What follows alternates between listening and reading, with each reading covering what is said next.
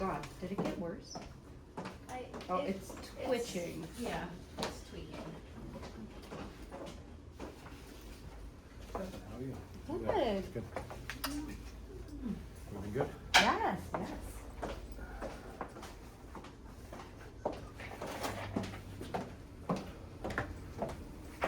Do you want one of these little mixies? I'm good.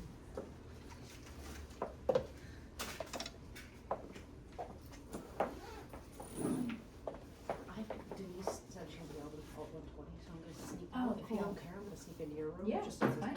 Yeah, help yourself. Awesome. And then after that happens, that's when the group text starts with you and Jamie, me, even. I'm gonna send it to, I also didn't get through to Rachel, which is why I didn't Oh. for Dawn. It's like usually I wanna know when photos are booked and everything like that, or when I send out the email, but if I don't hear from her in a little while, I'll just send both of those out, and maybe Jamie will get a text. So I'm not sure what's not. She has 4 babies. Hi, we've been waiting for you. Why is it so quiet? Just in kidding. here? How are you?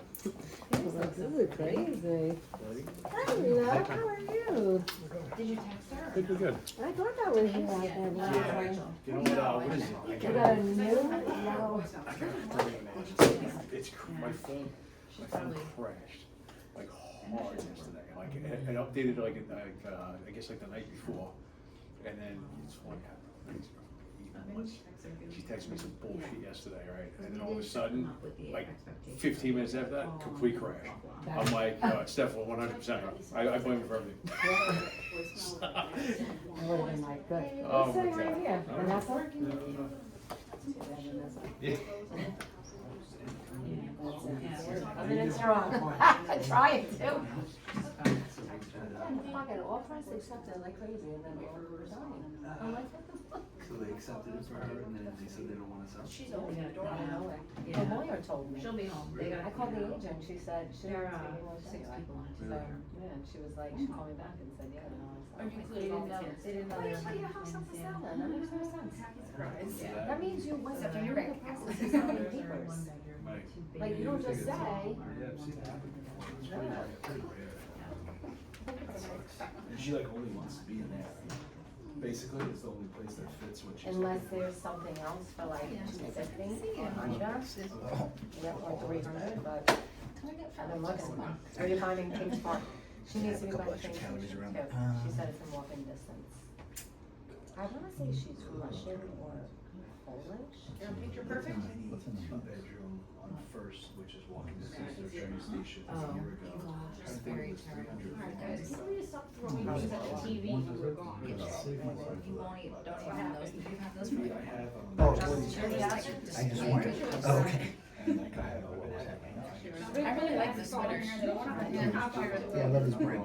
What is it? They just need one for you. Where's that? Oh, I think, someone we know works there. If they ever say I gotta Because I always get talk no, about his I know outfits, it's from so I you. was like, oh, it's from that. I love it there. And they have one just sitting there. I just had a showing of I love when you can like stay loyal to a brand. These things don't I have that with Express. Nice. Express, I know, I can go there. Yep. That's awesome. Yeah.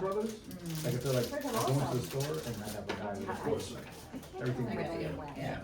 And I go in, and this is happening I know, tomorrow. like far away from And you. I'll just- One is what you need. It's the I love best. that so much. It's the best. And That's also another the sizing, like like big, I always like like glass, when we're like online, so I always know it's gonna Karen. fit. No, I'm kidding. I love my girls. My arms don't fit in everything, so I need to buy I some. know, I do. You know, I can't sit still, and you know, I'm gonna be like, Yeah. I love that. Me too. It was made for you. And Aretha, oh my god. All right. Yeah, I love Aretha. I like this. Plus it's very broken. I'm like negotiating, Oh, like. man. I know, I like fashion. I'll get the name of this. Which mall? You're probably going to those malls, right? I live right behind. I just I like that one. Does anybody want this one? Do you want some of this? You want to split it? Thank you. Nobody wants it, everyone wants it. Summer's here, so everybody feeling I know. it. They were weird, like, I shouldn't say they were weird, so what's, like. I think it's shared with guests. But it's beautiful. beautiful sheet. They wanted to. Alright, sorry, So guys. they're like, Give me oh, one that's moment. all we do is What's all the- that. We probably don't even need We it. match at 177 with a capital R. I know. Same one? What? There's been like a real battle for you to get. And this is regular guest, right, not guest 5? Yeah. No, it's guest 5. No. Oh, he was on the list. No, it's- Oh. It Oh, says, yeah. and Oh, then yeah. it says for. No, but it wasn't. You're trying to- Yeah. No, yes, And that's, they're like. Well, maybe they "No, just changed and then I the reached name, out to them so and it must I be said, yours. "So now it's just my focus." with a capital W. Oh. That's even worse. I know. Was that like the first one you showed him? Like, No. relationship? That kind of a little bit of a relationship, but it's not that great. I feel like it's That's easy, not- that's and then, painful. and I It's go, tiny little pockets. At 177? Or- No, just 177. He's an EMT, works. So that's right? different jobs, so Yes. it took him 1 week, it was the highest one. My alarm's gonna go off it. Then a week to get the inspection back, and now we're still waiting for, this is the second week, this is the third week right now, that he's Say gonna what? get an estimate on Tuesday. Oh, yeah. So I'm Yeah. just Unless you wanna be waiting in to the back. I don't know if see. anybody else is gonna come, I don't wanna But take a love the chair. agreements, I don't care, and she's not gonna lower, so what do I care? Oh, yeah, that's- And I have another listing that I just lowered. KV? KV. Oh. yeah. I'm like, wow, you got him a fight. Imagine. Let's say just a little, yeah. You would think that I have all these. Alright. these- Everybody I run into. Alright, forget it. Has similar stories. Alright.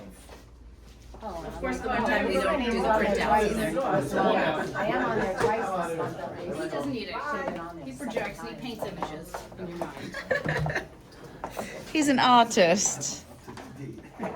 Where's my, This month? phone? No, this is just this Oh, month. It's back here. I have two already, but Thank you.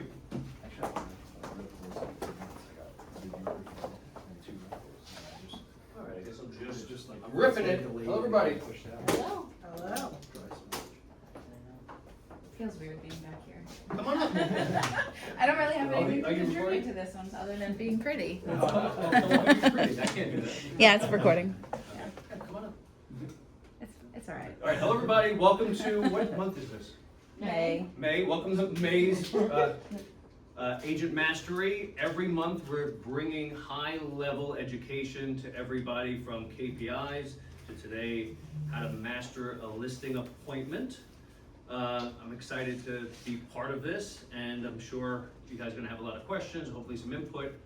But I'm gonna walk through my entire process and a lot of the psychology of why I do what I do, okay? I'm gonna take this off. All right. I know one of the first things you do. Yeah. So, let's start with the first phone call. So early on, you get the call, right? Or you have an outreach to somebody. Maybe you're cold calling. Maybe you get a referral call, and you want to be connected. You get connected to somebody that wants to sell their house. The first thing I want to do is just understand very small amounts of information. Where do they want to go? Why? When can I meet them? That's what I want to know. And I'll build a little bit of a rapport, but really I want to set the appointment, and then I want to preempt expectations being set. Okay?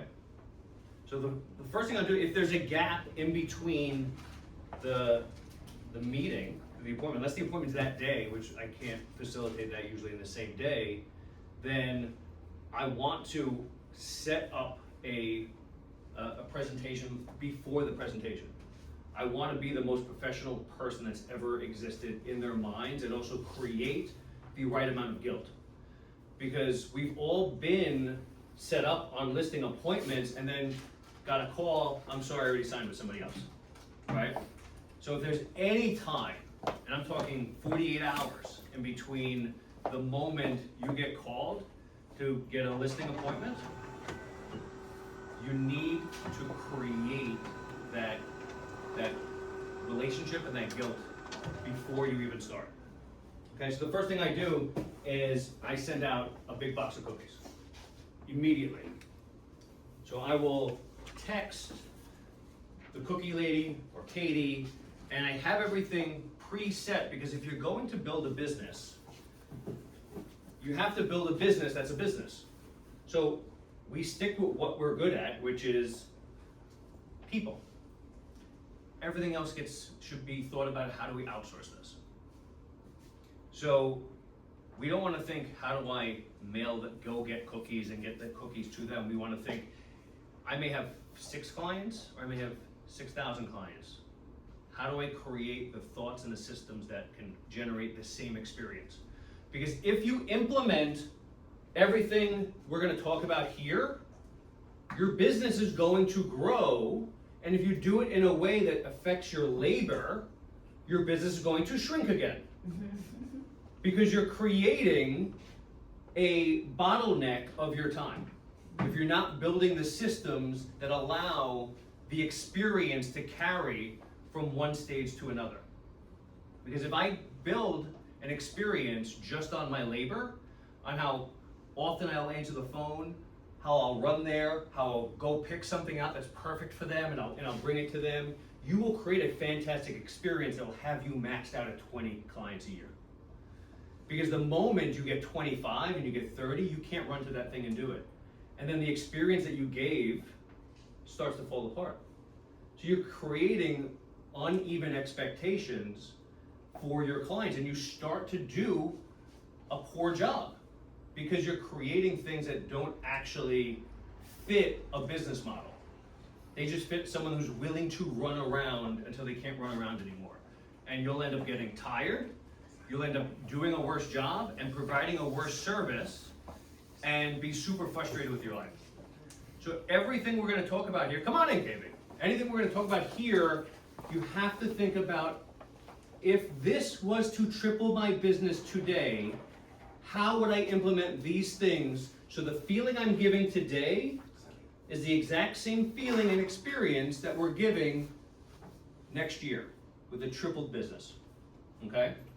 So I get the call, I do the niceties, and I instantly send a text message and start off with, this usually has, somebody ate the cookies, it usually has 5 cookies in here, but they get, the next day they get a cookie branded to me. Pass a cookie around, Okay. so everybody can feel how ridiculous. Okay, coming at you. They are some of the best cookies. Like a pound each. So don't Yeah, even, very they've been sitting around to show you guys this. Yeah. They're smart. So So there's these, no preservatives in them either, so. I just threw out about 20 minutes. so these cookies land to your clients. They may have 3 people they're gonna meet. You're the one that sent the cookie box, Did you want to feel? right? So we're already standing out and showing 2 things. That we go above and beyond, that we're professional, and that we care. And they know that we care because we do 2 other things. We send a handwritten note in there. Okay, by the way, I don't handwrite any of the notes because I want them to be able to read it. But part of my process is in the text message, this is what I'm gonna say to them. I'm gonna reference maybe something that we spoke about, but they're gonna get a handwritten note in here that's gonna speak directly to them. And again, I'm building the relationship before the relationship happens. So if they have 2 other appointments, I've already won before I walked in the door.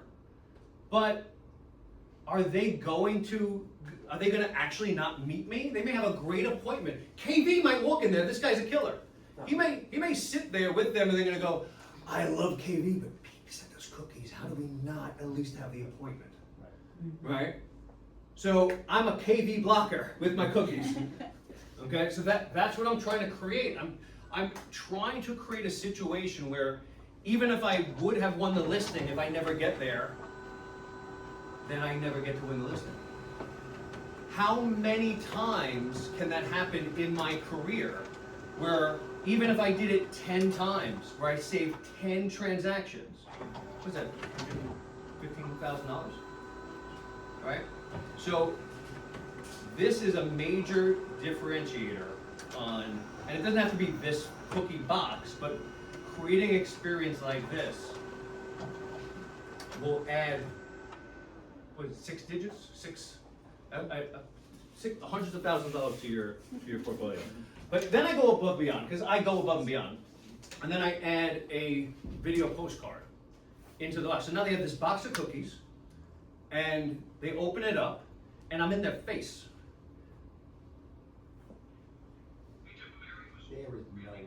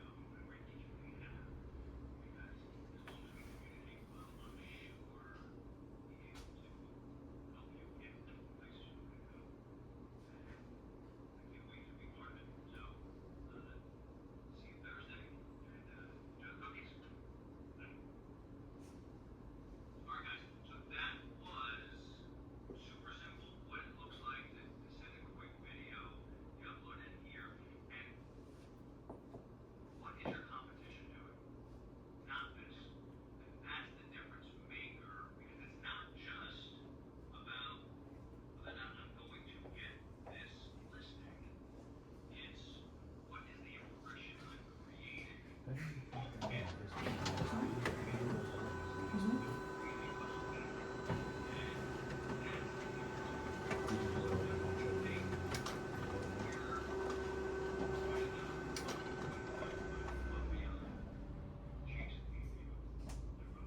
they're like $25. So you can speak directly to your people before you meet people. This is the closer. I haven't even walked in the door yet, right? Because I'm showing them, one, who I am. I actually can have a conversation with them in their kitchen with a box of cookies. And I've already set myself apart because I'm showing them not that I go above and beyond, and that what does my marketing look like? What does my process look like? I've already set the precedent that this person is different. When everyone else is walking in there with a stack of dry papers and talking about market reports, and I don't know what you people talk about. I win with cannolis. And because we make it personal. And we show authority when we do these things. And the people want to be led. No matter how they come to this conversation, because a lot of times they will come to this conversation trying to hold the authority because they're nervous, they don't know who to pick, they don't know whether or not they can open themselves up to you, so they're gonna speak often with authority, but they want someone that has the authority. They want to let go and allow people to guide them to the next place. This is stage one in making that happen. You had a question? Yeah, so I noticed when you started it off, you were rattling off their address, the specific meeting. So with that, do you have a system set up to automatically populate those? So you just input the information and then they create that card, send it to you, and then you would send it to them? So Katie has them. So I shoot a video, I put it on YouTube. I send an unshared YouTube link, and you can upload it into that card Fantastic. right there. I made that 30, 40 an hour ago. Yeah. For you guys. Okay. Yeah. So we'll just get. All right, we got one. I'll brush off the crumbs off my chest. Literally. I'll shoot a quick video. Right. Send it to Katie. Text the cookie lady, and we get it gone as soon as possible. So wait, so the cookie lady has to get the card from The Katie? cookie lady has these, so if I'm adding, we have these, because we have to upload the thing, I don't wanna trust her to Right.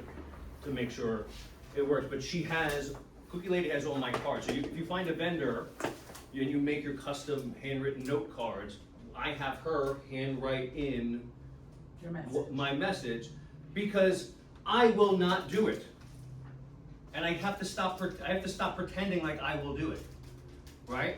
I have the idea, I have none of the execution. So Right. how do you get the card to the cookie lady to put in the box? We buy 100, and we give her 100 of them. No, I'm saying Yeah. this. How does Oh the yeah, video so get we to the- run it to her, Okay. yeah, she's in Lake Road. Yeah, But you can also, if you wanted to go short of this, you can put it in an envelope, just put that in an envelope and send it. It's not as cool as cookies, but you're still sending a personal message. Right. But the goal is to stand out, to get in that door. I've had circumstances where we had a lead and I couldn't get in touch with them, so I just put this on their doorstep, and I signed the listing, and they were going to sign with somebody the next day, and they paused everything because, and I didn't say this to them, but they just said the marketing meant a lot to us, that we thought you would be the person to work for. So that one box made me $15,000 just by leaving it there and standing out and making a difference.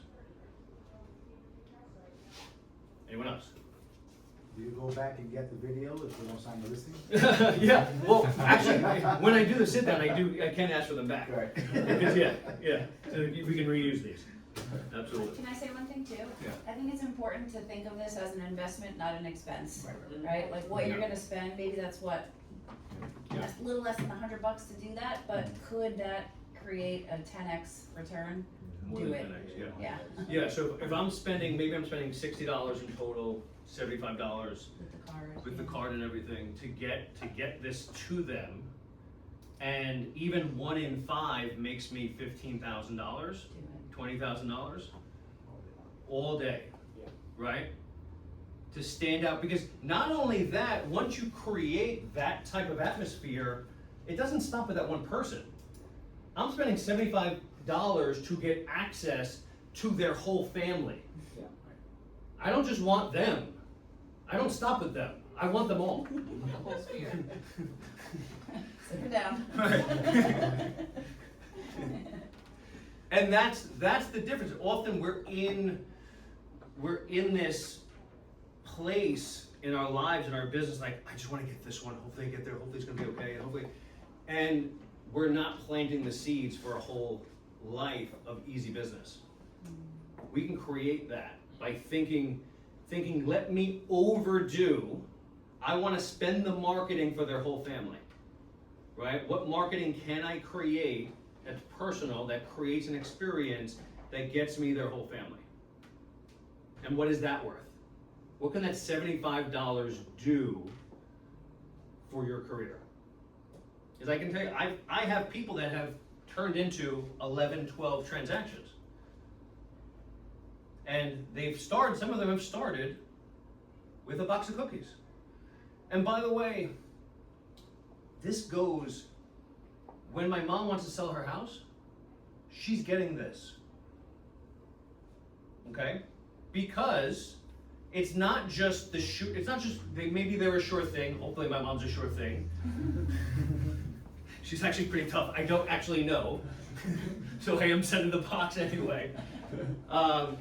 But it's not just, okay, I got this one, it's my cousin, I'm gonna do it, and they know I care. You're setting a brand. You're setting a precedent. They talk. They share what's happening in their lives, especially if they're selling a house. It's gonna be the #1 thing they talk about for the next probably 6 months. So even though it's the sure thing, even though it's my mom, I want my mom to brag about the video card that I sent her, because she's going to tell her friends playing Mahjong or whatever they play. And it's going to create a buzz where someone's going to need to sell their house.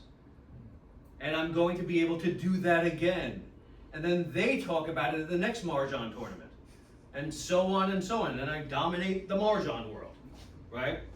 So we think about the experience the same way DoubleTree thinks about the experience. The same way Nike thinks about their experience. It's uniform. If I walk into a DoubleTree hotel and I walk up to the counter, I get a warm cookie. Right? They're not in the cookie business. They're in the experience business. We're all in the experience business. And we think about it through that lens, we will do everything differently. We're thinking about numbers and value and things that We don't need to think about it as the forefront because everybody can do that. Where can we provide a unique experience? Any questions? Okay. KV. What's the quickest turnaround time? Like, let's say if you get a call today, hey, you wanna sell a house, are you available tomorrow to meet? You are available, but you wanna make sure the box gets there before you do. So yeah, so if I can get the box there, so I have to order by 11 and get it picked up, I can pick it up instead of shipping it. That's our way. If not, I'll do the appointment, because if it's the same day that, or like early the next day, then it can go after. Okay. It can close. Because I want them to have, even if I sign the listing, I want them to have the experience, Got it. right? But the sending it before Make- warms everything up and protects yeah. that appointment. So if it's short, it'll come around. They're getting it, Yeah. no matter what. Especially if they sign, Yeah. because now they're telling people about stuff, right? So we want to be inside their kitchen table. Yeah. Anyone else? Two things I love that Vanessa said first, like it's an investment. And I know when you said, the minute you said like you will at least convert 1 out of 5, I'm sure you do like 5 out of 5. I was already thinking in my head like that one is gonna bring you like 3 to 5 more over the next Yeah. 3 years. Yeah. Because they're just gonna fall in love with you. Yeah. With that thing. We're creating relationships. Yeah. So if we go in there transactionally, how do we create relationships, right? I want to go in and create. This is important to them. Some of these people have been there 40 years, and for us to walk in and show what their house is worth, one, they disagree. Okay, so we're already starting in a bad place if that's what we're doing. Is showing them what we think their house is worth. Yeah. Do you know how many kids they raised here? You know how much they did here? It's worth that. Don't insult me, right? We show them that we care, we want to provide an experience, we understand that this is sometimes a once in a lifetime action, and we're going to treat it that way. That's the differential maker. Question. You take listings from everywhere, Mhm. and I know you do also the investment side. Do they also receive this if they're in a different situation? It's still a listing? If it's going to be a listing, then we want these, because if it's going to be a listing, it's an experience, right? So we want to create that for them. Yeah. So going back to this question, do you send it to distressed sellers also? Sometimes. Right. Depends on the circumstances. We have a lot of distressed leads that come in, so that they have to like, how many leads do we have? Like 75 a week? Yeah. Yeah. So we don't send 75 boxes of cookies. We put the lady out of business. But But if we go to an appointment for a distress and we don't for some reason close it that day, we send cookies. And if we do end up listing it that day, because sometimes that happens too, then it just goes through the Remax funnel and gets cookies. Yeah. Sometimes we do other things. Sometimes they get plants. Sometimes, yeah. Depends on what we talk about. Yeah, but we think from the lens of experience, right? So that where it fits, we want it. It's imperative that we get it there. So then now you have the appointment, right? And you show up to the appointment, and never show up empty-handed to an appointment. A lot of you guys have heard this a million times. If I've stood in front of you a million times, you've probably heard it a million times. I always stop at the bakery, and if it's after 11, I get a box of pastries with cannolis and other little pastries. That is going to be the highest ROI you're ever going to get. No matter what you do, no matter who you're meeting, you show up with a bakery box. Now, some of you heard show up with something. You're wrong. It's show up with a bakery box or something that shows that you put in effort. Because if you stop at Dunkin' Donuts, if we stop at a place that shows speed, we're missing the message.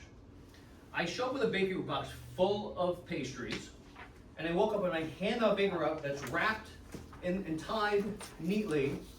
What it says is, I didn't just come here to make some money. I stood on a line.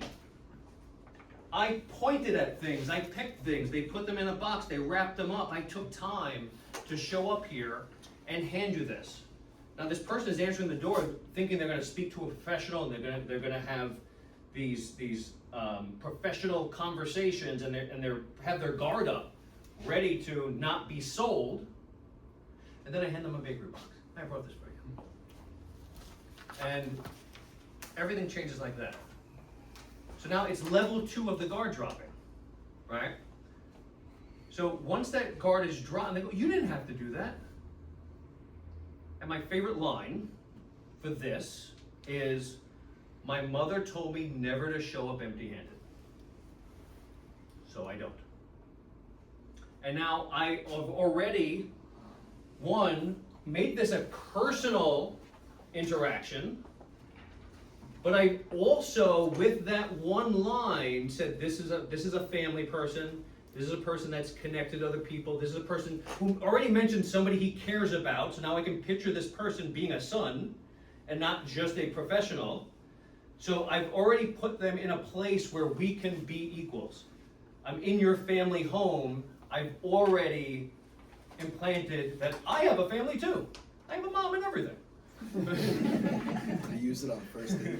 That's another class. First date. What was that? He goes, did you use that on the first date? That's another Oh, class. yeah. I can teach that class too. So that changes everything right there, right? And some of us have implemented that. Gordon, Karen, you have? Gordon? Big time. Yeah. Huge difference. Yeah. I got the chicken coop bags now too. Oh, I'm nice. expecting everyone here to go out and build a chicken coop, but to your point of the personal touch, like these are from my backyard. They have like the Lewis family stamp on it. Like they look like Easter eggs. Like they Right. freak out. They look That's out. awesome. Yeah. So Wait, you that's bring them really fresh interesting. eggs? What's that? You bring them fresh eggs? Yeah, from the chicken coop. Oh, no. Yeah. I like something, you bring them The Yeah. ladies are producing, so next time. Yeah, but So- it's The just one like the time bacon, that I it's the same thing. didn't bring it, I didn't get it. Yeah. So I will be in such anxiety Oh, yeah. if I'm now, it's like Gumbo's feather, where I'm heading to an appointment. If I don't have pastries riding with me, Useless. yeah, Useless. I don't know if I got it. It's an uphill battle. I gotta triple the charm in those moments. And you'll see, once you start breaking the ice with that, you're gonna have a transformational business. Right? Will you attest to that? I mean, Oh, yeah. you killed it before this, but like it made knocks a walls difference. down, right? Yeah, that's Yeah. right. But it is like kryptonite, because if you forget, then like anxiety starts like, it's like all about the baked goods. Yeah, yeah. So now we're in the place, they have the pastries, and they wanna show you the house, right? And I don't wanna see the house. I don't care about houses. And there's what I wanna do is I wanna sit down, and I wanna understand everything they're about to go through. And this is a wonderful opportunity, when they say you wanna see the house, is no, actually, can we sit a minute and really I wanna go over everything? Because now we get to actually build the rapport in the proper way, where we're looking at each other and I'm really getting a sense of what they're trying to accomplish, what their fears are. They're starting to signal the things that they're anxious about. And I'm also taking the leadership role in the conversation. Because they were gonna walk me around, come on around the house, and they're walking me around the house. And I'm the follower, right? Okay, let me see, is this the kitchen? Okay, this is the kitchen. Nice, I've seen kitchens before. Instead, I said, actually, I'd like to sit down. And now we're sitting down, and now I'm leading. I've taken charge of the conversation because I've done this before. They haven't. They don't actually want to be in charge, they just don't know what to do. And they assume I want to see the house, like I care about houses. I don't care about houses. And I can tell you, and we have a bunch of high producers here, if I walk into a house, I'm 3 feet in a house, I kind of know everything already. So I don't actually need to see the house. I know everything from the first 3 feet. I know if the bathroom's updated, I know if it's dirty, I just know enough where like when I walk around, there's very few surprises. And I will walk around the house, but not for like an hour and a half. So I want to sit down and I want to go over everything that they're looking to do and walk them through the process. Because that is where we're going to build the massive rapport. Scooch on in, girl. Come on in. Any questions about that? Okay. I'm going to set a stage there in that conversation. I will often tell them that what to expect in the conversation. Can I just interrupt Yeah. for a second? Do you prefer couch or table? It depends on the house. Sometimes people are just busy, so Sometimes you have no choice. sometimes you have no choice. Yeah, sometimes you have no choice.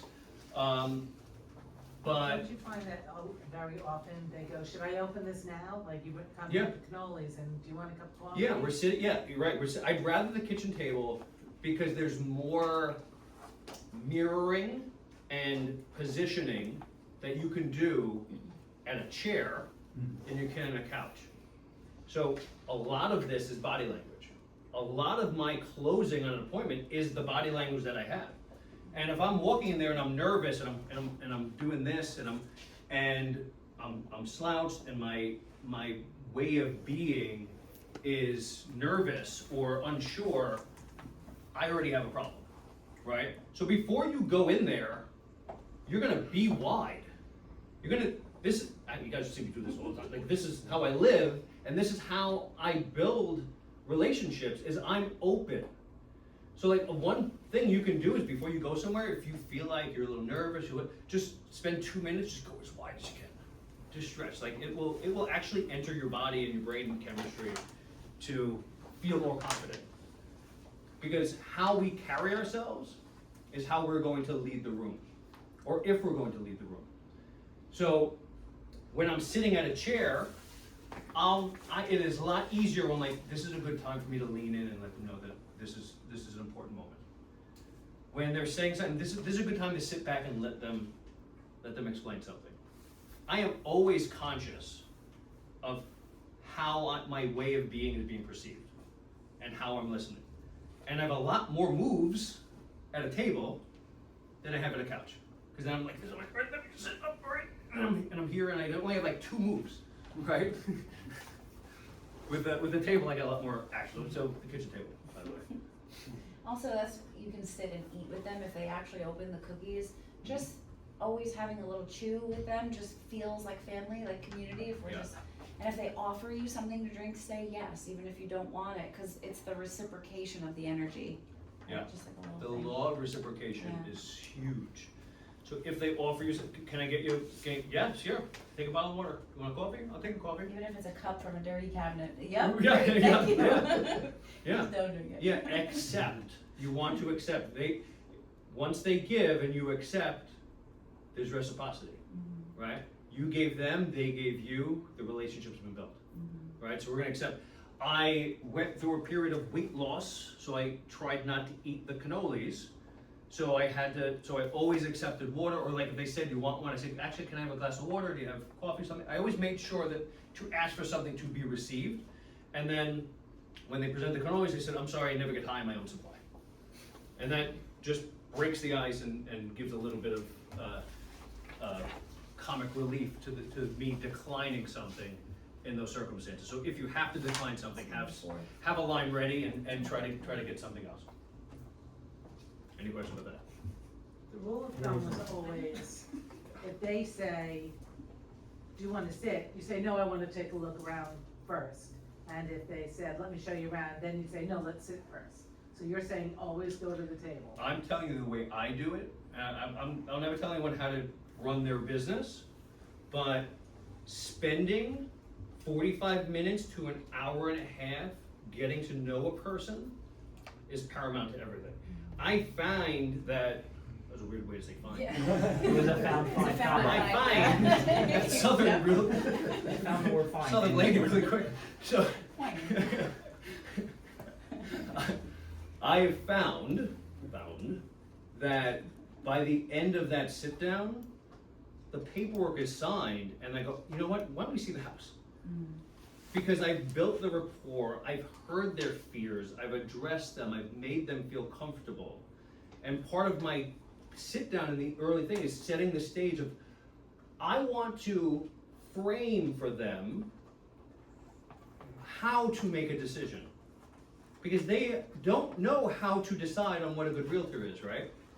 So if I'm not helping them make that decision, they're leaving it to whatever reason they came up with that morning, right? Do you sell a lot of houses around here? They don't know what to ask, right?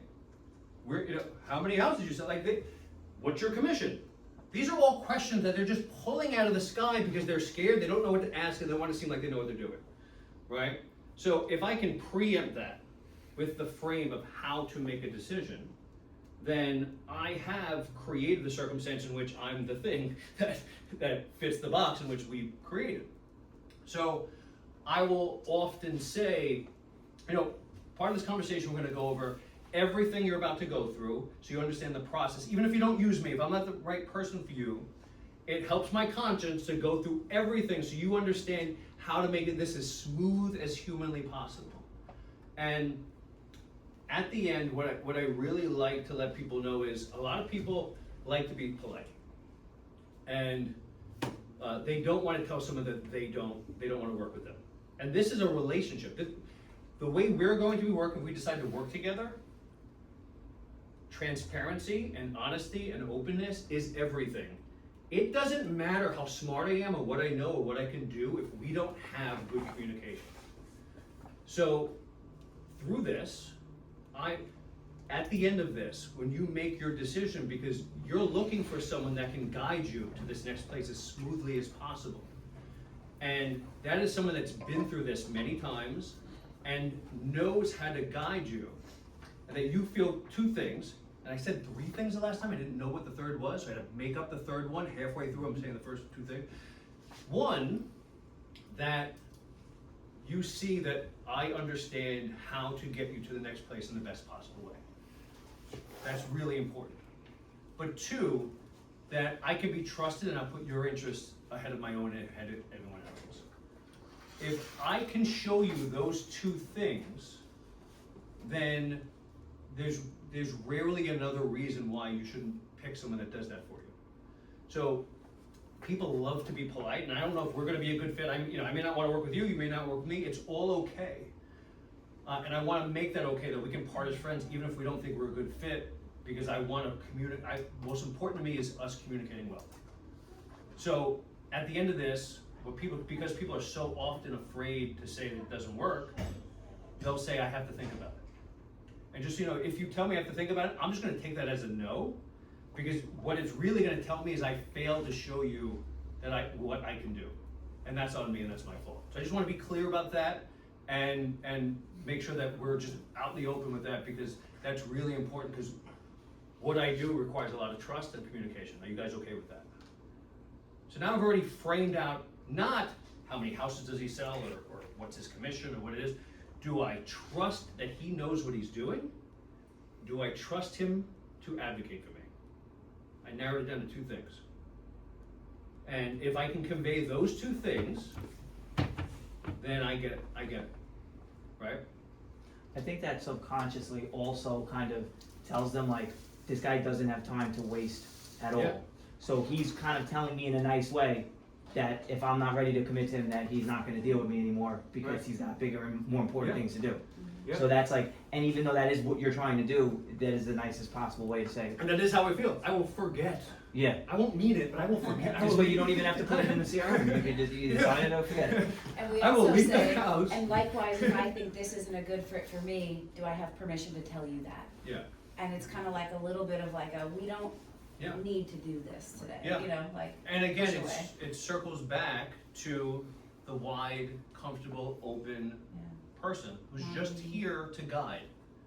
I don't care. I honestly walk in there not caring about the outcome. I care about having a clear conscience and saying everything that I think and expressing the information that I think will help them.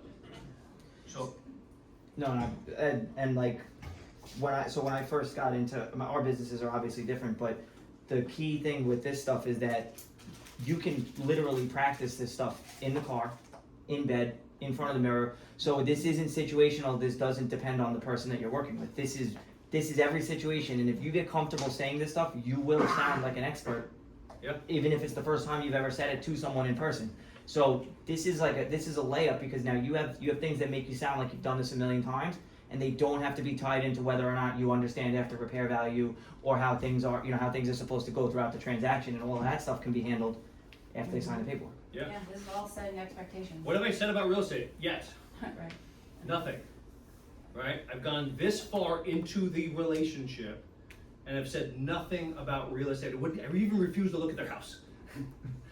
Right? Yet I am in the lead. What does that tell you? It's not about houses. Right?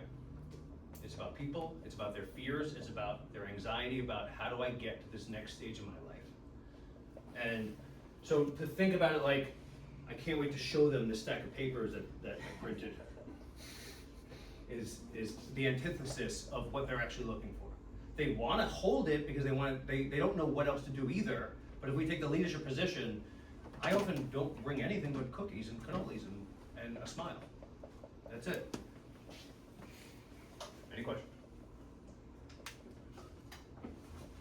Does anyone want water or anything? I'll take some water. Water? Oh, now you gotta sign the paperwork. Now sign the list.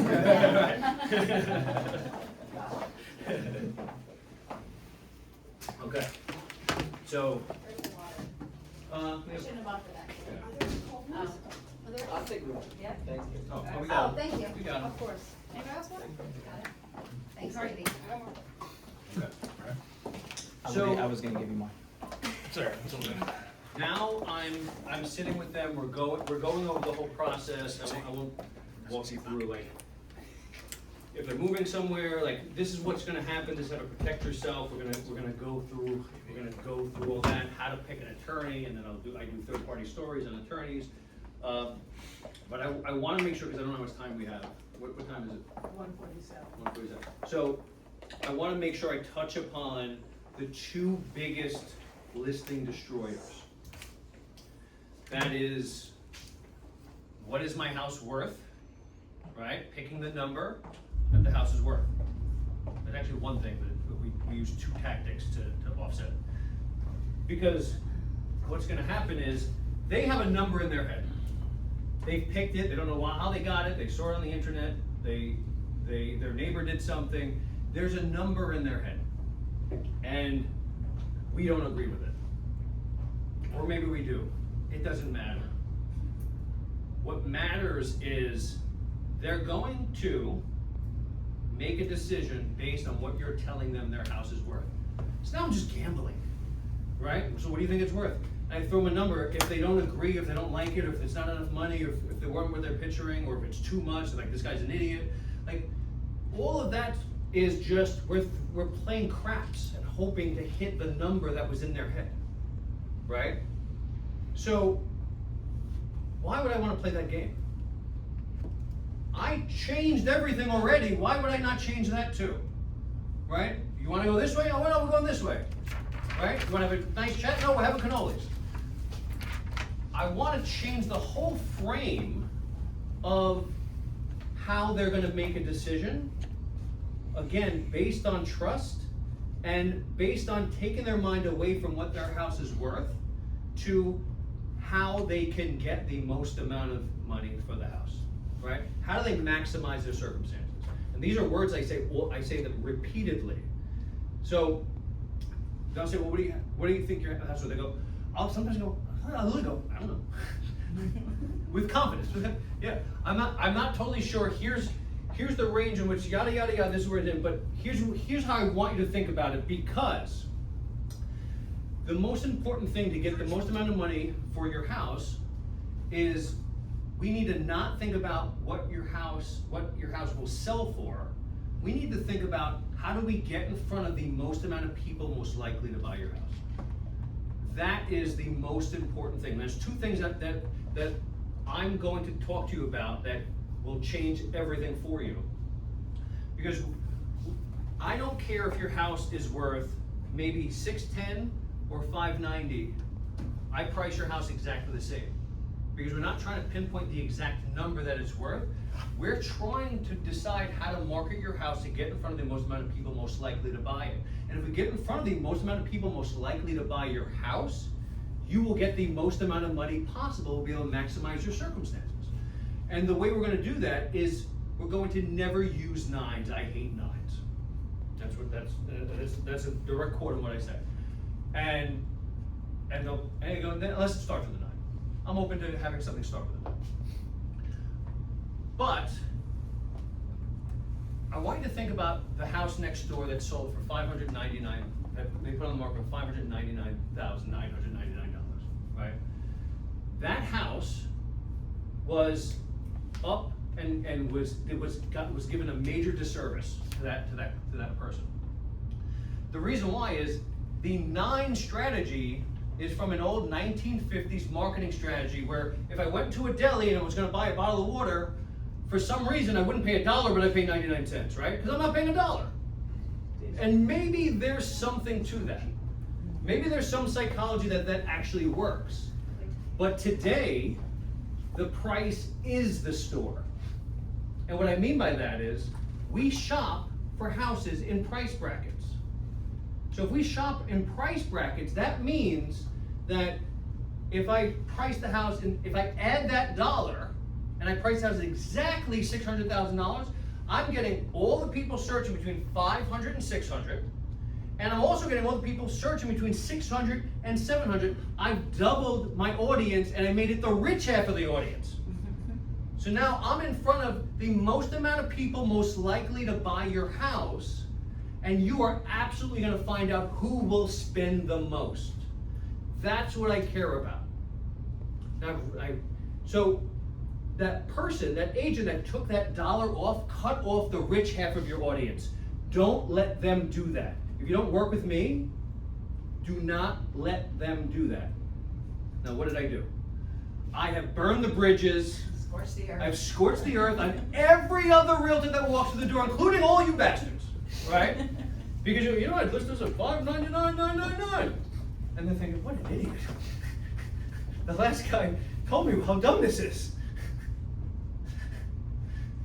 And their minds are blown. So now I've set that frame where I took them completely away from, well, I wanted to hear 639, I wanted to hear this. I totally reframed the idea. I took them away from that, and that push and pull that we were gonna have is gone now. It's gone.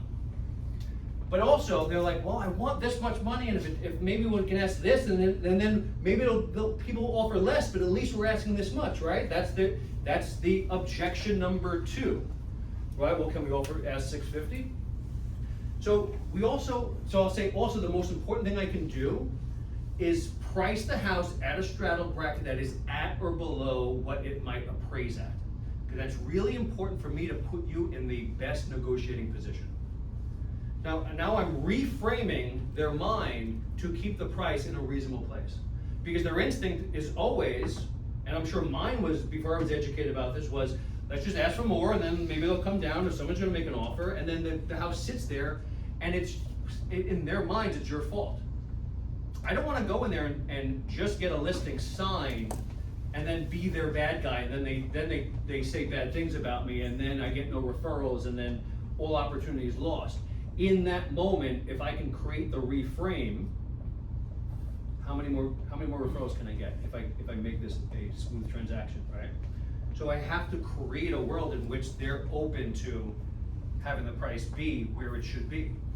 So I explained to them that when we price at or below the appraised value, with what was likely to be the appraised value, we are setting ourselves up for the perfect negotiating position.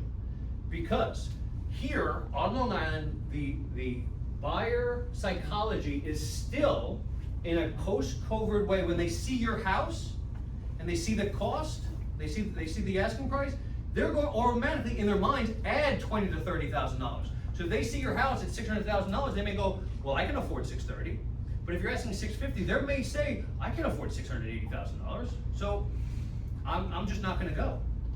But we want to create a circumstance, one, since they have this psychology, to price it at a place in which when we get all the offers and the price goes above the asking price, that we're in the position to get rid of the appraisal contingency clause. And then I explain what the appraisal contingency clause is. And we need to do that before the contract so that you're fully protected. When we price it at let's say $600,000 and it goes to $650,000, we get to say to that potential buyer, we said it's worth $600,000. You're the one telling us it's worth $650,000. Are you willing to pay the difference if it doesn't appraise? And at that moment, they're gonna have competition and they're gonna be in a position where they have to say yes. I wanna put you in that position to protect you. Because if we ask $650,000 and then they said yes, we can't make that same argument.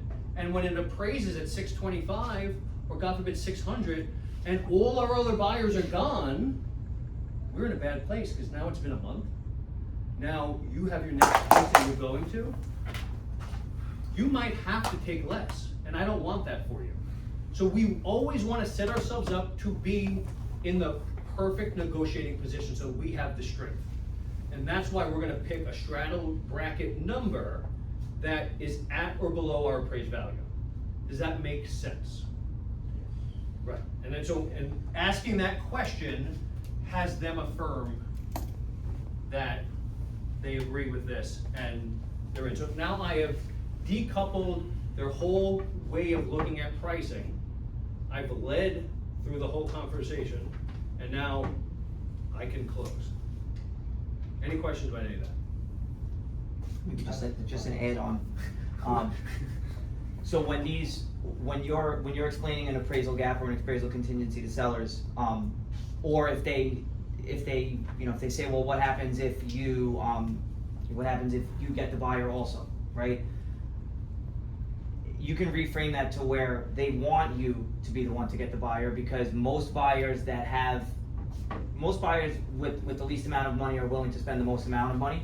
So when someone walks into a home, if they have 3.5% down, we have lenders that we work with where we can help them get in for minimal. We can pretty much guarantee it, and we can also have them keep the appraisal contingency intact if they're willing to work with some of our people. So we have a partnership with lenders also, and that's always on the back burner. It's not to guarantee that we're gonna get a deal with that lender, but we have the ability to say, hey, we won't need you to waive the appraisal contingency.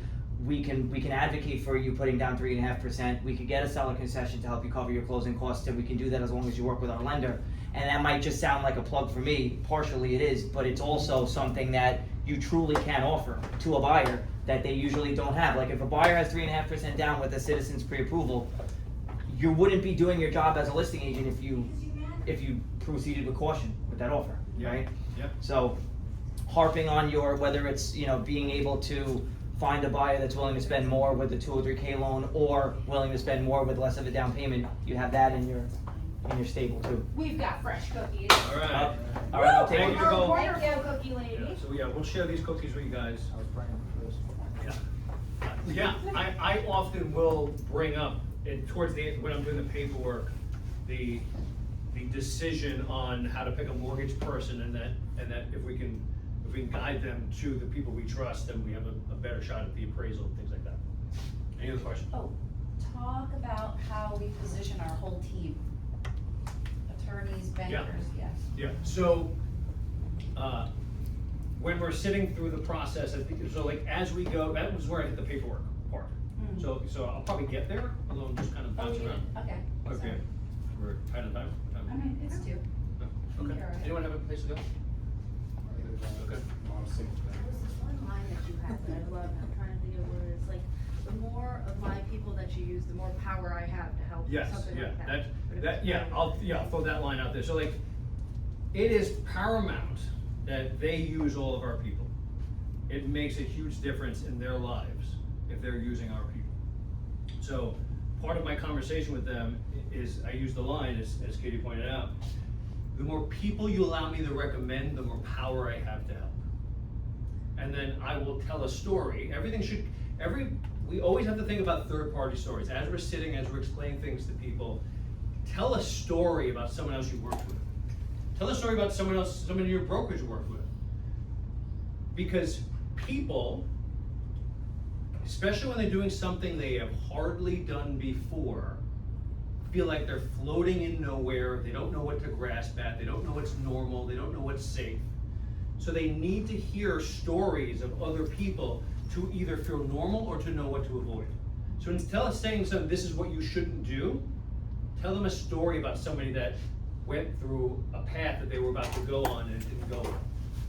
That is a major differentiator in how people absorb information. We harp on with our people on how to do third-party stories. But I will, through the process, I will tell stories about my people, including my attorney, because the listening part is really important. And I'll say the line, the more people you let me recommend, the more power I have to help. And then I tell the Disney story, where I explain that there was a time where I called the attorney, Chris, to solve a problem for one of my clients, and he answered the phone on a Wednesday, and it was really loud, and I'm like, Chris, what is all that noise? Where are you? He goes, I'm sorry, Pete, I'm at line at Disney. He was online at Disney World, walking his kids to a ride, and he still picked up my phone. That is the type of power I have to help you, and if you give me cousin Ned, it's gonna be a lot harder, because I'm putting his kids through college. So his job is to keep me happy, and it only keeps me happy if he keeps you happy. And I've been through every single possible attorney in the real estate world, and I've narrowed down who performs the best. So, and they have to perform the best for me because of that. So, I hope you're open to using an attorney I recommend. Is that something that you would do? And there we are. Is that what we do? Okay, thank you.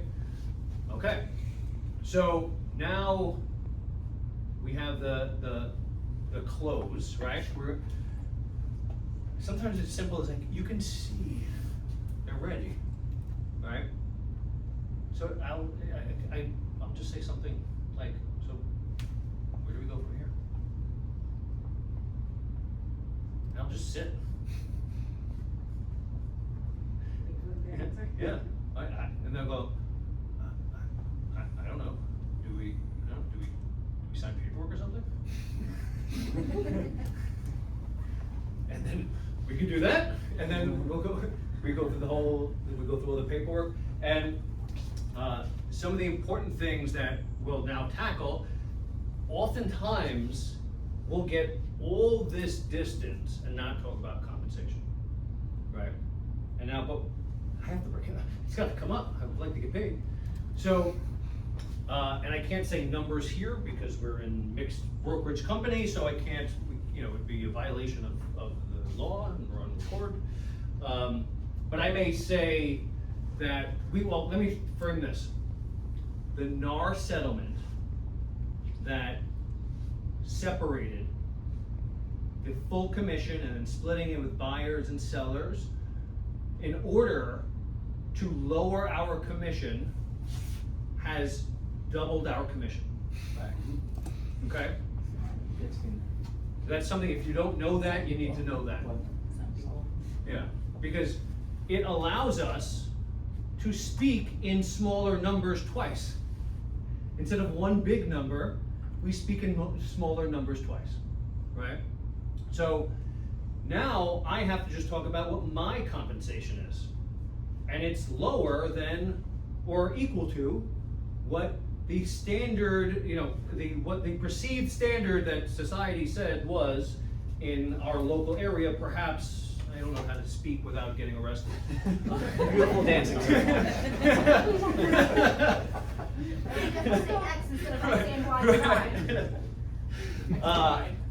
Now I can say, well, my compensation to help you is 4 bananas or 5 bananas, so or 2, an amount of bananas, right? And I'm just talking about my listing compensation, my managing and marketing the house, and this is what you get for that. And we go through all that, and then it's done, it's settled, it doesn't hurt, there's little negotiation, if any. If it is, when you get this far in the process and they've heard all of these things, if they're actually going to negotiate, they don't really mean it. Just so you know, they don't mean it. They just feel like they should try. They're gonna, well, can't we do, pick a number that won't get me arrested. Can't you just do, one less than that number? No. And yeah, and it's, no.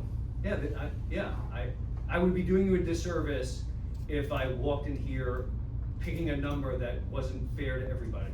I promise you, you will always get more out of what I get. You will always put more money in your pocket than it costs you to pay me.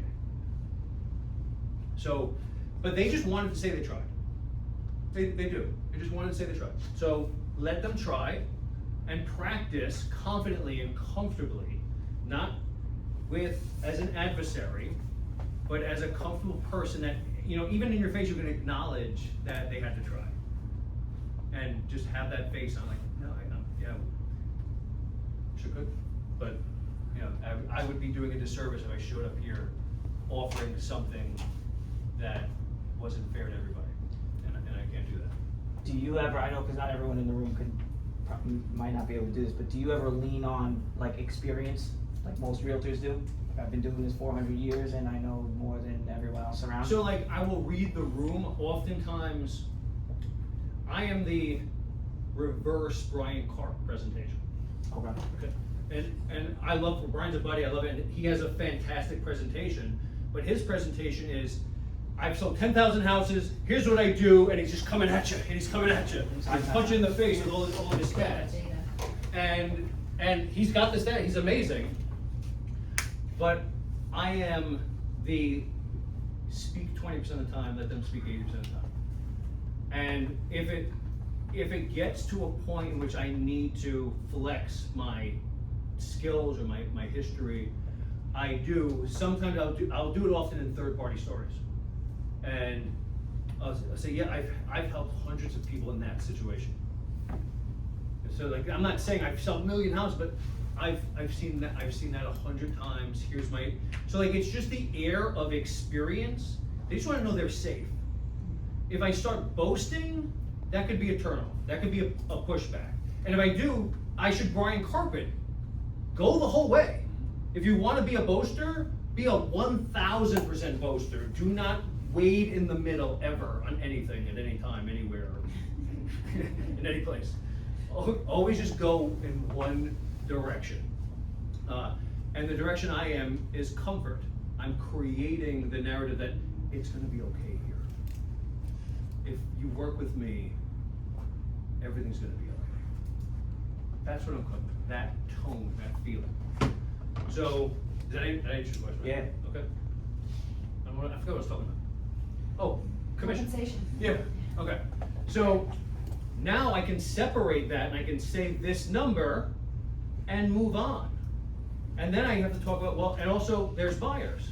And it's conceivable that a buyer from another brokerage, in fact, it's quite often that a buyer from a different brokerage will show up with a buyer. We want to make sure that they're incentivized in one way or another to sell your house. Because remember, the more people that see your house, the more money you're gonna get. And there's a lot of people out there that have agents that represent them. And that person is responsible for paying that buyer's commission. And I'll let them know that. So now, because I've differentiated the compensation. And I will decide one or two paths. Do I want to write the buyer's compensation in and offer it out? Or do I want to just frame the situation in which they are open to whatever the buyer writes in? Because from a philosophical place, I'm a commission libertarian. I don't care what someone else is making, as long as my client is getting the best outcome.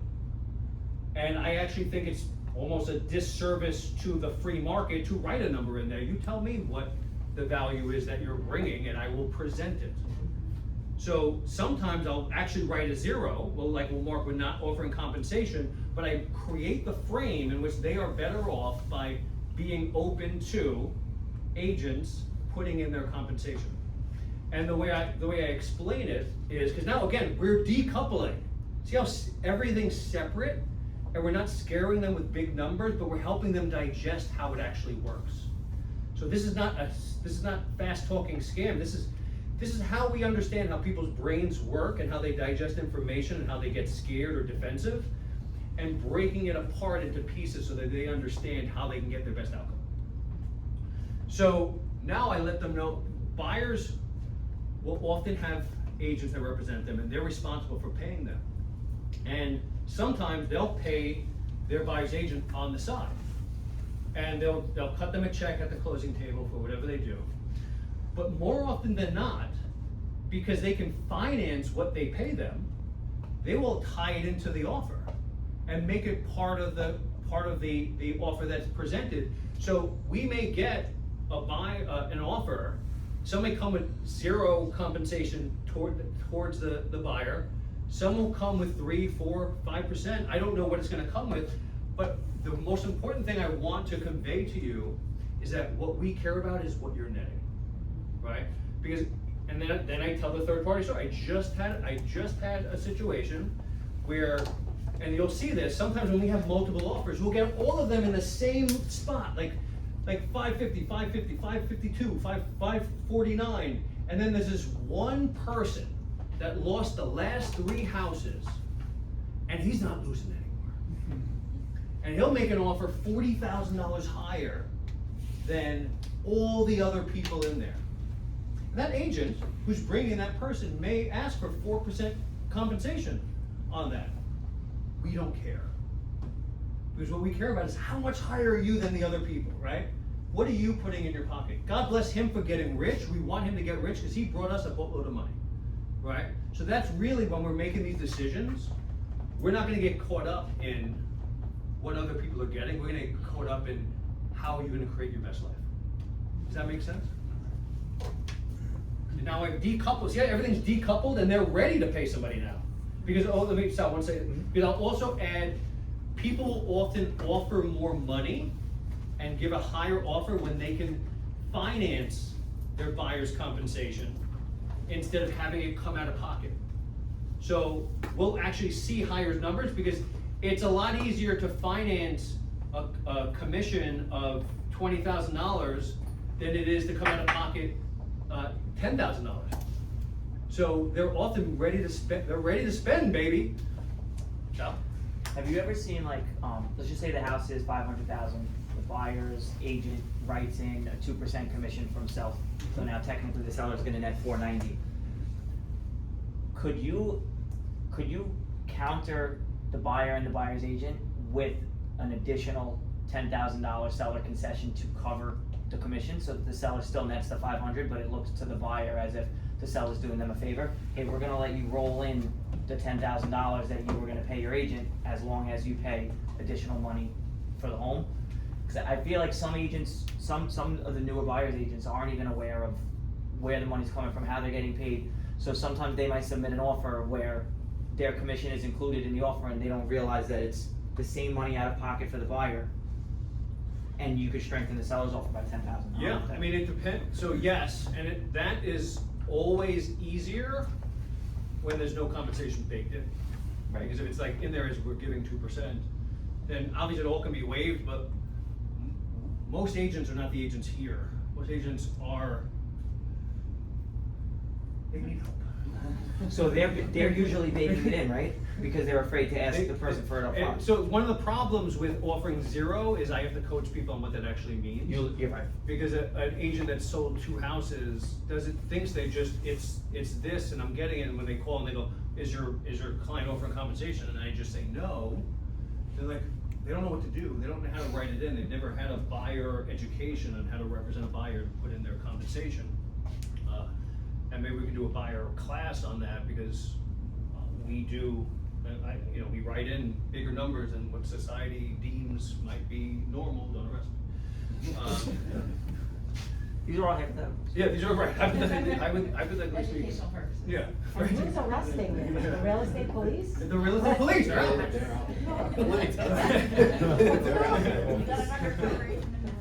So. There shouldn't be any risk though, it's negotiable, so it doesn't matter if you charge 10 bananas or 3 bananas or 1 banana. Yeah. It's negotiable. There shouldn't be any arrest, in my opinion. I don't wanna be arrested, yeah, I'm with you. But like, yeah, if we actually discuss like percentages, then it could be, what's the word I'm looking for? Misconstrued. Trouble? Control, yeah, it's against the law. It's like trust. Yeah, yeah, yeah. So, see how we decoupled the compensation, and we're able to more freely request and get signed what we're actually worth, Yeah, right, I was- without having the pushback. I was thinking like if you have a newer agent that assumes they're gonna get 2%, so they build it into the offer, you could say to them like, hey, I'm not sure if you know this, but if you want 2%, the seller is willing to pay it out, but the price is whatever. Just the thought of just like squeezing at the last minute, cause like you said, everything is 540, 541, 539, 539.5. Yeah. The Yeah. ones that are built in to boost them up, I've seen those before. Yeah, I've been liking putting in zeros and letting people. And just let them. Because we just had a series of like, I had 4 or 5 offers on a house, 2 of them had two of them had an amount of bananas,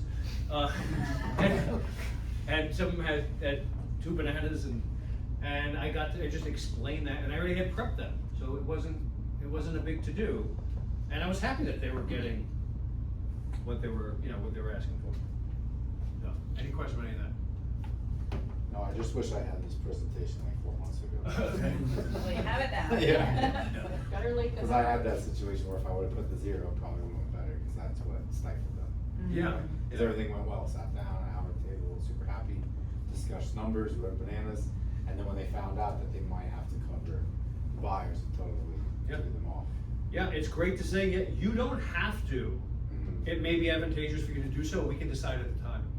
Right, you can lock that up then, and then put in front of them what would make their life better. If they wanna cut their nose off to spite their face, which quite often sometimes they do, but like quite often that in the moment, they'll realize and Yeah, this take it, particular you know. client was gonna do it on Facebook, it was a cold call, so the fact that we got there. Oh, And that's they good. still have Yeah. it listed, they emailed them to check it, they're like June this, so it's still like Yeah. a winnable moment, it's just, no, I don't have that much. Yeah, send the cookies. I'm gonna get the cookie ladies, Yeah. I got a couple I need to send right now. Yeah. They're so often when you, like, especially leaving an appointment and then sending them something Mhm. changes everything. Because even if it doesn't go well and you send them something, what does that say about your character? Right? So there's so much you can win back Yeah. that way. And there's a lot of cool stuff in Amazon too that you can send in a gift. Yeah, I've done DoorDash. I did that for this certain one. Like as soon as I got the phone, I DoorDashed them like a gift baskets for some places. I've done like a steak sandwich and like Yeah. soda, like a dinner for DoorDash like drifters. will wrap it Yeah. for you, like in a box and Yeah. stuff. So if you last second, you could order it and it sends it like So hand wrapped. It's just really expensive. Yeah. Like more It's worth expensive it though than if you that. know you're getting Yeah. something. Peter, the woman that we sent cookies to in Miller Place, she agreed In to the do the base. listing with me, she just texted me, just now. Oh, nice. Yeah, Yeah. so it was What's from her the name? cookies, not your beeswax. That's fine. $1 million listing, Brian too. Clark's all over my street, so I know. His space is literally Everywhere. every house. I He's know. building 4 houses in my block. Rita on my street, yeah. Rita? Rita on every single house. And Linda Style. I've had 15 houses sell. Has this been something that you guys can utilize in your business together? Yes. Has anybody seen anything that they would change in their business from what they? Literally every day. My whole business is going to garbage. But you were here last month for the distressed script, Yeah. so use the frame for that. Right. With just Peter's, like, it's just a different conversation, but it's the same frame. It's still setting the expectations, permission to say no, rolling through the authority and then recapping, it's still the same, so use that. Yeah. And I'm sure you have nuance, like there's been times where you see somebody and you reframe how you're gonna act or what you're gonna say just because you can tell by the kind of person that it is or how the person acts. So you'll deviate occasionally from the script, but do you have any examples in your head where you were like thinking like, this ain't gonna work on this guy? So the framework is probably the same, but yeah, I'm sure, I can't think of like where I move on the fly, but the way I adjust is how I communicate with people. Because there are many different personality types, so it's not a script, it's a psychological process that they have to go through, but there's gonna be, some people absorb it differently. And what's really fun is when you have a husband and wife that have 2 polar opposite personalities. Oh, And he's rough, and he's rough and stern, and you have to give it back to him. And she's a sweet little cup of cake, you know? I don't know what that means, but. It's a thing, yeah. There's a cup of cake. So like, I'll have to be, well, actually, here's where I think you're wrong. And I go, you know, I really like that sweater. You know, and I gotta like, and I have to like make sure that I'm, Balancing that. yeah, acknowledging how they enjoy being spoken to. Because the biggest thing that, and this is not listing, but this is just communication, the way people speak to you is the way they think is the best way to speak, right? So when they're being rough and tough with you, and like our instincts, like, and because we're coming in service, like, okay, sir, like, yeah, I would agree with that, and all right, then we have now put themselves at a lower level than them, because they're saying, this is how I talk, and everyone's talking like this. Like anyone that doesn't talk is a freaking idiot. Like, so like, why don't you understand this stuff? And if we come back to them with softness, not mean, not rude, but having the stiff back and comfort in pushing back, that's how we build that rapport. I've built more, I love those. I love when they're mad and yell like that. That's actually the easiest path So I can yell to my way rapport, through. yeah. And we just had a cold call where I go, you wanna yell at me? Let's yell at each other, come on, listen. And I'm like, yeah, I'm shouting with this guy, and then we locked him up. So, because he was mad and he thought this is how people should communicate. So I went up here with him and then I pulled him back down. We got down here and he understood what was going on. But if we're not gonna meet them a lot of times where they are, then we're gonna have a problem.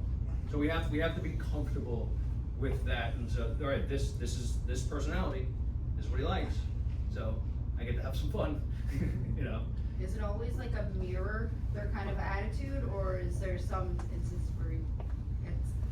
Well, so. I don't wanna say. Yeah, I mean, I want to say it's not always a mirror, but for educational purposes, it's probably the highest percentage of It is. change. Like, because I can identify when, like, if someone's yelling at me and I can pull them. If I can identify that, I can pull them down, or vice versa. Or like, where they're upset. And go, "Are we yelling at each other?"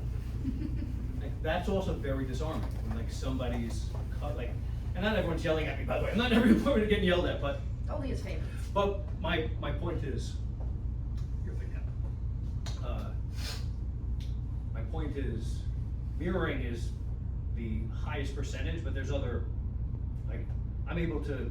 I've had many a conversation, and I've spent a lot of time thinking too much about this stuff. So there's a lot of ways which you can navigate a conversation. All right, everybody, what has changed in your business to the, is anyone gonna add the cookies?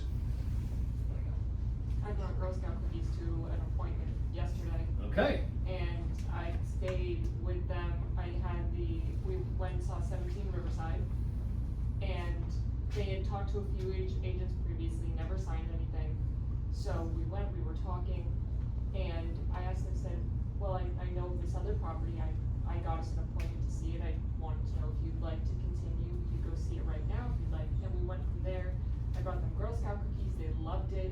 They were talking about how they were gonna freeze them. We bonded over that third-party story about how we got into, how I knew about the Girl Scout cookies, being a previous Girl Scout, and we had built such a nice rapport.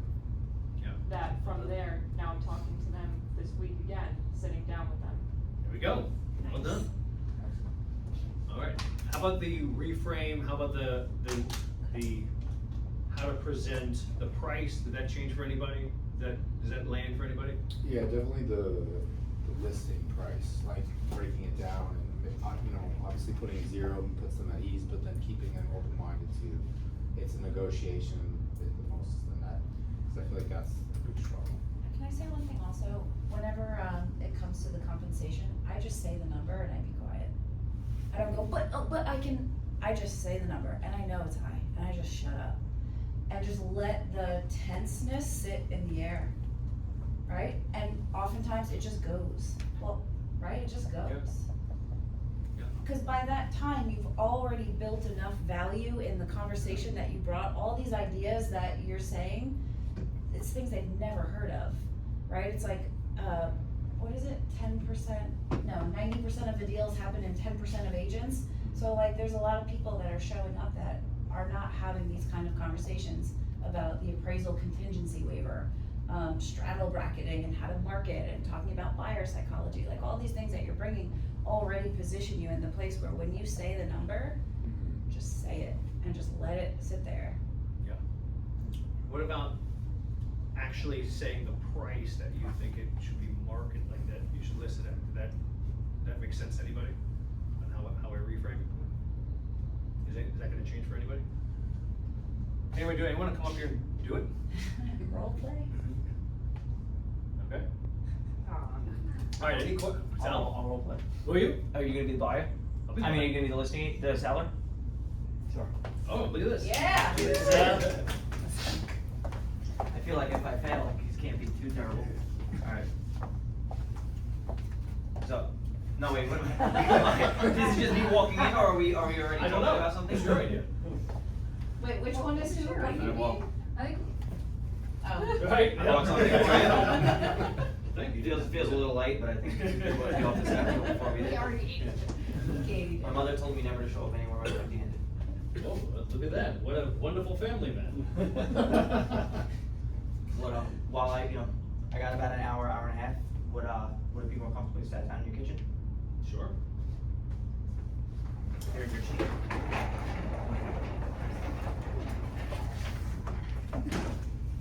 Alright, so tell me a little bit about your situation. I wanna hear, what you have going on as far as this property is concerned. I've lived here 30 years, I'm sick of the taxes, and I wanna move to Tennessee. Can I come with you?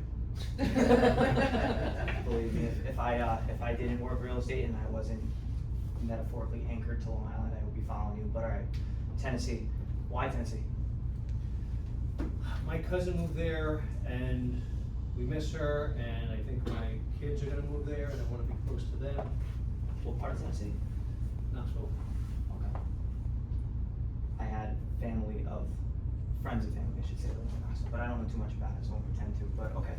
The house, so this house out here, we sell this house, you take the money and you buy a house in Knoxville, is that the plan? That's the goal. Okay. What's the current situation on this house? Is this house in good standing? Do you know how much you owe on it versus, I would ask, if I may, do you need to sell to buy? Okay. And because then I can go into, and I'll continue the sentence, because there's a few ways in which we can do it, and I wanna find the right path for you. Okay.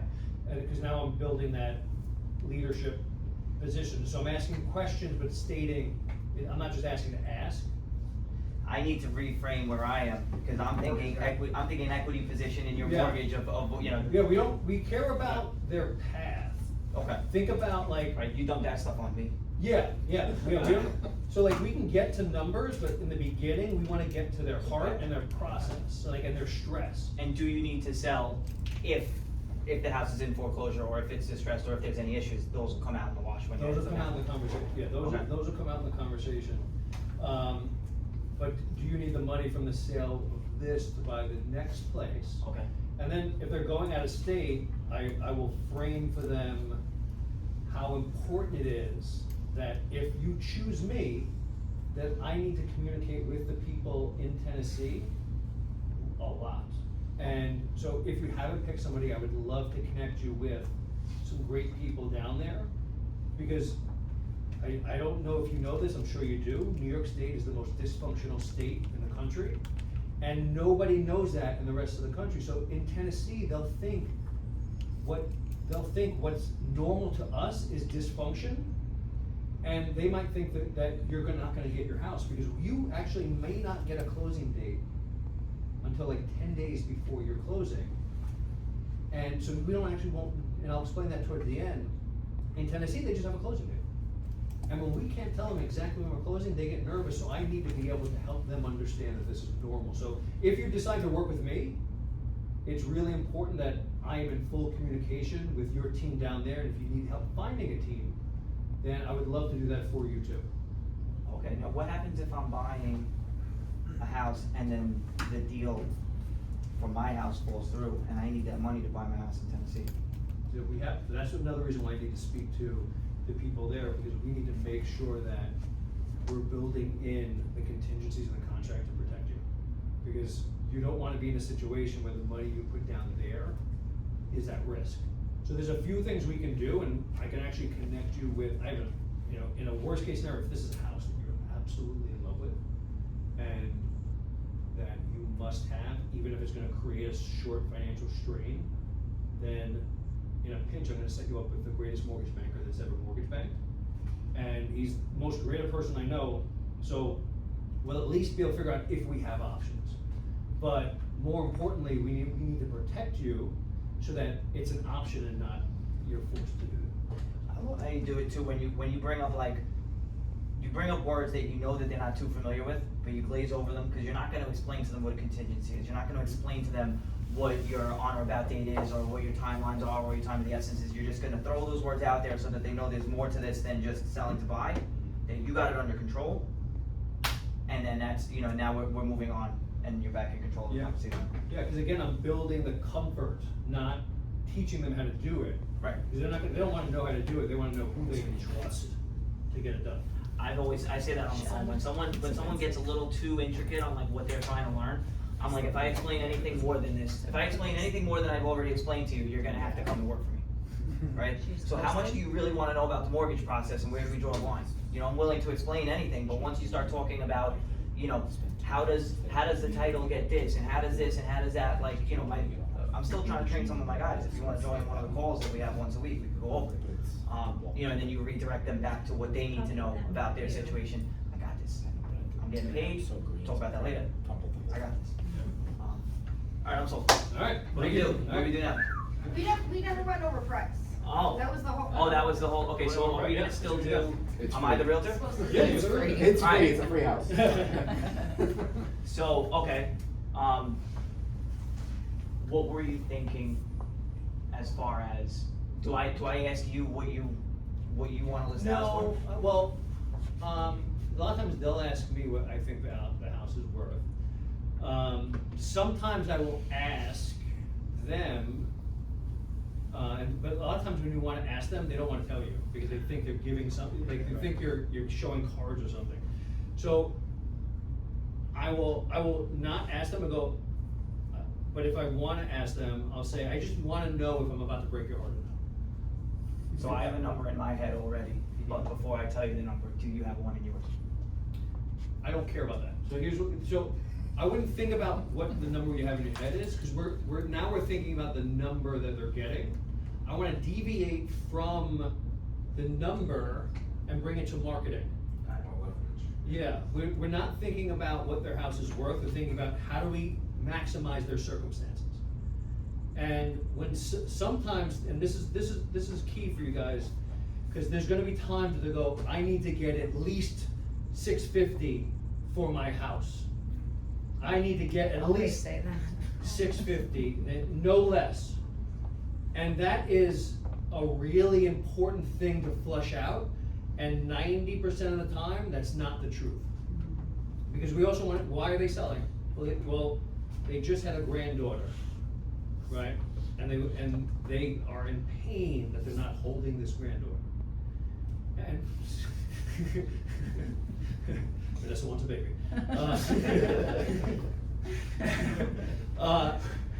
And the reality is they're just being defensive, right? So what they're saying is, I don't want to give you any room to scam me. They're not really saying I need $650. They're saying don't scam me, I'm gonna be tough right here, right? Well, the way to decouple from that is to really flush that out. And go, okay, that's good to know, and you mind if I ask you some questions based around that? And sure, because I may market your house differently based on your answers. So now I'm showing expertise. I'm saying, based on what you tell me, I'm gonna do, this is how intricate this is, I'm gonna do things differently. What I need to know is your life only better at $650,000 or more, and there's no reason to move. If you get less than $650,000, you're good to stay here for the next 20 years. and at $649,999, you're sticking because that dollar is gonna keep you here because your life isn't better off, or have the circumstances of your life changed to where your life would be better going to the next place, and we need to maximize whatever the circumstances are, whether it's 700 or it's slightly less than the 650. I need to know, because how I get in front of people will be different based on what is actually true for that. So can you tell me a little bit more about what you said? And now they have to defend why they're actually picking that number, and they'll decouple and go, well, my granddaughter. I'm like, okay, so this house is too big, you have a granddaughter in Tennessee. So really, what it sounds like is my job is to get you the most amount of money possible. And I don't always meet people's expectations before I walk in here, but I can guarantee you that I can get you the most amount possible. Whatever number you put in your head may or may not be the reality, but I know I can maximize the circumstances. So are you open to hearing how I can do that? And now I've, again, decoupled their defenses, and they're no longer, because they believed it. When they said it, they believed it, but they didn't actually flush it out in their minds what the actual truth is. So as I'm flushing it out with them, they're able to really understand, yeah, no, let's just max this out. And then I get to circle back to, doesn't matter if we're listing, I don't care if it's 610 or 590, we're gonna list it exactly 600,000, because we wanna get the most amount of people most likely to buy your house, and that's how we're gonna get the most, whatever that is. So now we get to separate everything that all their defenses, all the numbers in their head, however they're doing everything, gone. I've destroyed it all. And I get to reframe how they need to see the world and see how they sell their house. And the beautiful thing is, it's the truth. It's got that number, because these people treat you like they're negotiating with a used car salesman or with somebody that's selling, power washing on the side of the house. Like, you are not the market. You don't control the price of their house. The market controls the price of the house. It's the same thing when someone tells me their payment can't be anything more than $5,000. All right, well then you need a cheaper house. It's an interest rate tied to the amount of money that you're putting down, subtracted from the house that you're purchasing. I can explain to you how that makes sense and where you would need to be, but home prices are only going up. So we need to make sure that our expectations are realistic and either adjust what we're spending or go over secondary options. For what Pete's doing, or for what you guys are doing, this house might be worth $650, it might not be. We haven't even touched that, right? We haven't even looked at that yet. I can promise you I'm gonna get you the most that it's worth. We need to make sure that you wanna sell this house if you get the most that it's worth. The 650 number is tied to what? When you hear that through this whole thing, and any of the time that the fake person that said something to me, I'm not just following their line of thinking and their path. We are too often putting ourselves in a situation where they lead the narrative. Mm-hmm. I need to get at least 50. Well, I can do that. I can probably do that. I need to, well, no, actually we're thinking about it wrong. I want you to think about it differently. If I can show them and lead them on how we need to think about it so their life can be better, because if you're not doing that, and you're just taking the path of easiest resistance, you're not actually advocating for them. Because their job is not to know the stuff. It's your job to know the stuff. It's your job to know how to articulate to them to help them get out of their own way. And if we're just walking in there going, I hope I get a signature by telling them what they want to hear, then what value are we actually bringing? So we need to understand that we're walking in there ready and excited to explain to them the way they've never thought about this before and how they can get the most out of this whole circumstance if they let go of their preconceived notions of what could and what should have been. I think, Go ahead. No, I was gonna say, I think a big part of there's so many parallels in our businesses, even though there are so many differences, but when someone initiates a conversation as if they're an expert and they put something in front of you, the second you can convincingly take that and debunk it, now you're the expert. So when someone calls me and says, I wanna put 20% down because I don't wanna pay mortgage insurance, that's great, you have an 800 credit score. If you put 15% down, your mortgage insurance is gonna be $31 a month. Let's pay off this $26,000 credit card that you have so you walk into the house saving $650 a month. I guess that's a good idea. No, that's a fucking great idea. and what you were gonna do was stupid. But you thought you were saving money, you didn't know how much money you were saving, but your dad told you to put down 20%. 99 times out of 100, it is the absolute best way to do things, but sometimes it's just an alternative. But now it's an alternative to what they thought was right. They don't know what's right, that's why they're talking to you. If they knew it was right, they wouldn't need somebody to come to their house and have them sign paperwork. If they knew how to write a mortgage, or if they knew how to calculate variable income or deal with 3.5% down seller concessions, they wouldn't be reaching out to me through Pete. Like, you know, so normally the first thing that they say, or the route that they wanna go, one, it's usually not the right route, but it's not the only route, and it should be deviated a little bit, one way or another, right? Maybe. So if the seller asks you, what in your expert opinion, is my house worth it? As of today, looking at the condition in the market, do you ever sit down with them and run comps? I'll have my laptop with me, and I'll so we can look at it. If I will have a range. I said. Yeah, a range. Yeah, I'll have a I range. put a number, I Yeah. give them a range. But the range is less important than what is the number that gets me in front of the most amount of people most likely to buy the house. It's going to be a straddle bracket. But like if you look up my listings, you will see zeros everywhere. And I don't, which frees me from thinking so deeply about should it be 520, should it be 490? What's the number that's gonna get KV to call me? I just want KV to call me. And that's what I need to think about, and that's what I need to convey to them, is what we really care about is the real marketing, which is how we get in front of the most amount of people most likely to buy your house. And here I say that while I'm sleeping, that sentence. Because that's the sentence that helps them understand that it's really about supply. How do we maximize the supply of potential buyers to maximize their circumstances? So I will often, within one listing appointment, it's not unusual, I have transcripts, but let's talk about that. Not unusual, I'm sure I would say 10 times or more, I'll use that sentence. Because I'm just drilling it into their heads, this is what's important. Anyone else? Say it one more time. Most amount of people most likely to buy your house. Thank you. All right. Well done. You wanna mention what next month is? Oh, yeah, what's next one? Is managing tough transactions. Okay, that's cool. Yeah. Chocolate chip on it. Is that? Next month, we're gonna be having how to manage really tough transactions. Like, I would suggest I guess coming in I'll give at the examples, board. I'll give examples like how I've gotten Is where a client to reduce their price by $100,000 in a. Should we just start cutting them? Small table.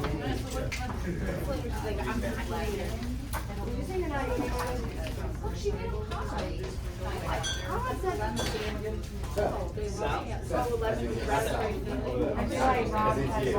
Before you were- Lemon?